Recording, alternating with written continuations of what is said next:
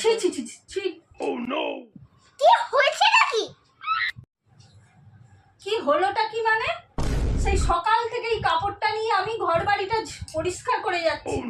আর তুই তুই তো সেই থেকে ফোন নিয়ে বসে আছিস। তুইও তো একটু পরিষ্কার করতে পারিস। তুমি গোছাও না।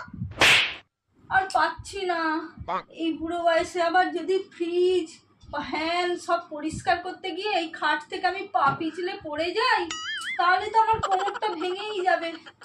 আর আশেপাশে তো আমি কাউকে দেখতে পাচ্ছি না যে আমাকে একটু সাহায্য করবে। বল রিনি।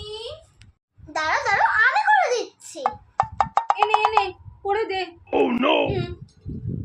হ্যাঁ হ্যাঁ মানু, এনে এই চেয়ারটা কিংবা টুলটা নিয়ে এই বিছানার উপর রেখে ওই এসিটা ভালো করে পরিষ্কার করে দে। আমার টুল লাগবে না। এই মানা, পাখাটা যেখানে করছিস একটু এসিটাও পরিষ্কার করে দে। জানালার উপরেই তো এসিটা আছে বল। এই মানু, এসিটা যেখানে পরিষ্কার করছিস ওর নিচেই তো জানালাটা আছে মা, জানালাটাও করে দে।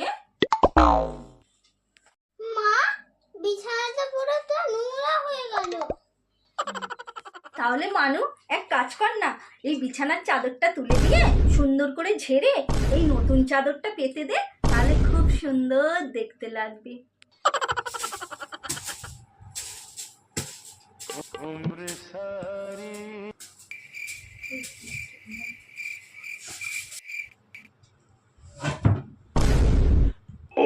তাহলে দেখলে তো বন্ধুরা, কিভাবে বাড়ির মেয়েকে দিয়ে কাজ করাতে হয়।